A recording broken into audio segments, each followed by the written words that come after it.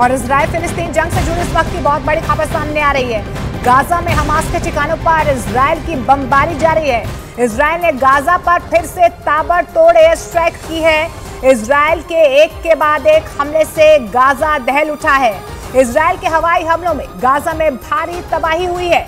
तो गाजा में इजराइल के हवाई हमले लगातार जारी है। एक बार फिर से इजराइल की तरफ से ताबड़तोड़ हवाई हमले किए जा रहे हैं। जानकारी मिल पा रही है गाजा में भारी तबाही हुई है।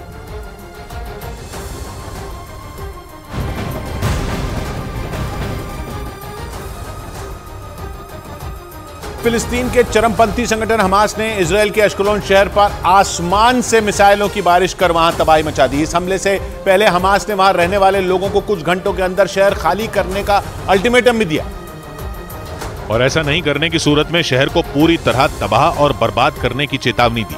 लेकिन दावा किया गया कि हमास की इस धमकी को इजराइल ने गंभीरता से नहीं लिया, जिसके बाद वक्त पूरा होते ही हमास ने अश्कलोन पर ताबड़तोड़ हमले शुरू कर दिए। इजराइल की मीडिया के मुताबिक गाजा पट्टी से दागी गई हमास की मिसाइलों ने शहर पर जमकर कहर बरपाया। शहर में जहां भी मिसाइलें गिरी वहां सब कुछ तबाह हो गया।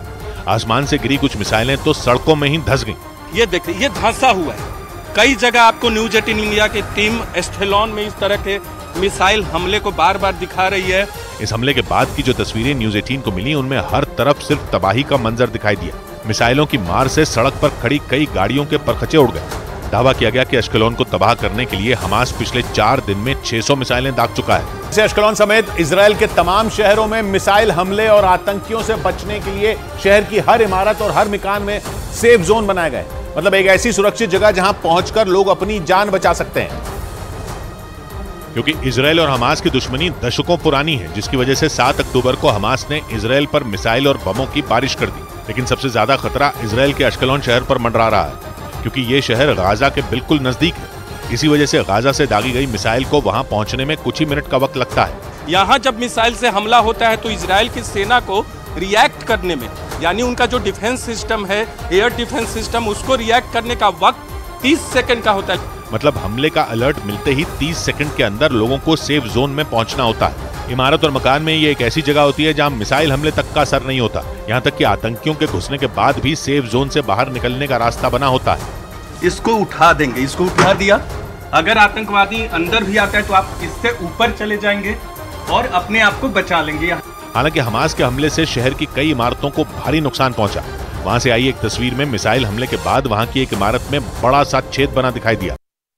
न्यूज 18 की लाइव रिपोर्टिंग के दौरान अश्कलोन शहर में मिसाइल हमले के अलर्ट का सायरन बजने से वहां भगदड़ मच गई, क्योंकि जैसे ही न्यूज 18 की टीम ने हमास के हमले से जुड़ी जानकारी देनी शुरू की, वहां हमले के सायरन बजने लगे, जिससे शहर में अफरा तफरी मच गई। क्योंकि सायरन बजने का मतलब था कि अश्कलोन शहर पर हमास ने एक बार फिर एयर स्ट्राइक कर दी।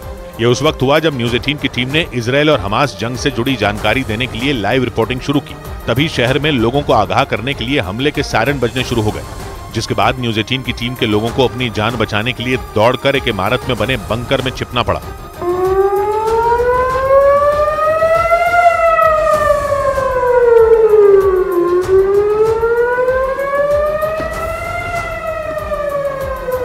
हमास के हमलों की वजह से अश्कलोन के हालात बेहद खराब हो चुके हैं। आसमान से बरसते बमों और मिसाइलों की वजह से मकानों की दीवारें दरकने लगी हैं। वहां गिरा, घर के में जो शीशे थे, शीशे का जो फ्रेम था वो पूरा का पूरा नीचे आ गया। ये यहाँ।